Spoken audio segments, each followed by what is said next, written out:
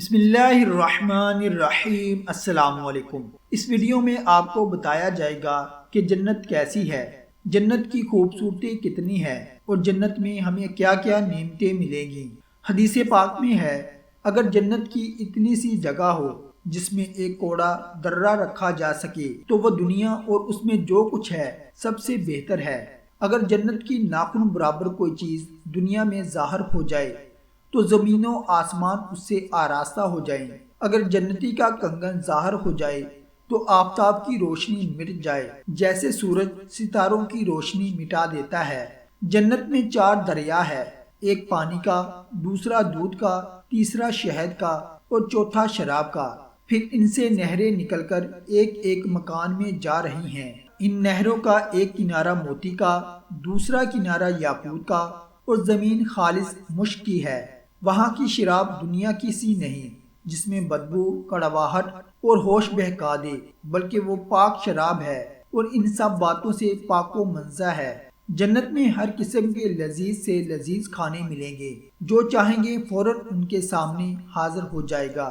جنت میں ہر قسم کی آرائش میسر ہوگی۔ ہر شخص کے سرہانے کم از کم 10,000 خادم کھڑے ہوں گے اور ان کے ایک ہاتھ میں سونے اور دوسرے ہاتھ میں چاندی کے پیالے ہوں گے جن میں نئے نئے رنگ کی نعمت ہوگی۔ ان کی جوانی فنا نہ ہوگی۔ جنت میں نیند نہیں ہے۔ ایک حدیث مبارکہ ہے، جنت میں نیند نہیں، کیونکہ نیند ایک قسم کی موت ہے۔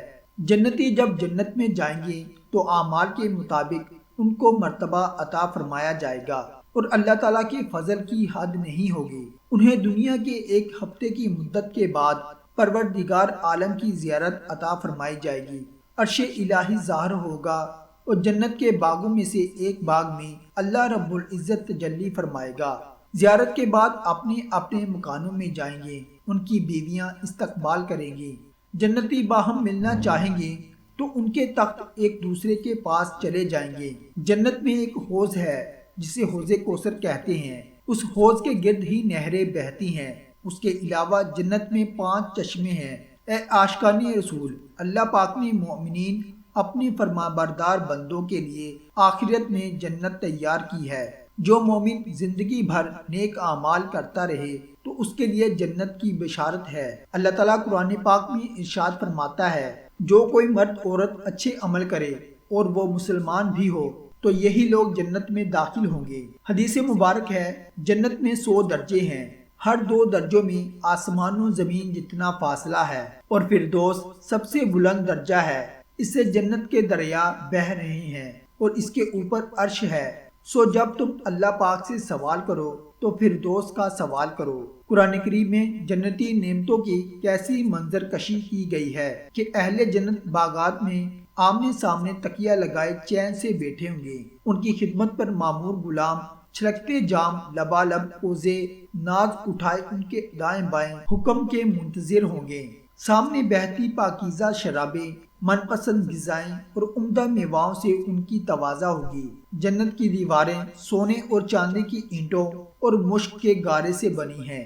ایک اینٹ سونے کی، ایک چاندی کی، زمین زعفران کی، کنکریوں کی جگہ موتی اور یاقوت ہیں۔ جنت کی نہریں زمین کھود کر نہیں بلکہ زمین کے اوپر رواں ہیں۔ نہروں کا ایک کنارہ موتی کا، دوسرا کنارہ یاقوت کا اور ان نہروں کی زمین خالص مشک کی ہے۔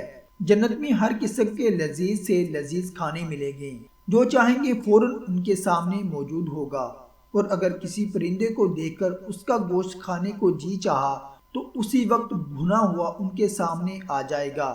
اگر پانی کی خواہش ہوئی تو کوزے خود ہاتھ میں آ جائیں گے۔ ان میں ٹھیک اندازے کے موافق پانی، دودھ، شراب، شہد ان کی خواہش سے نہ تو ایک قطرہ کم ہوگا نہ زیادہ۔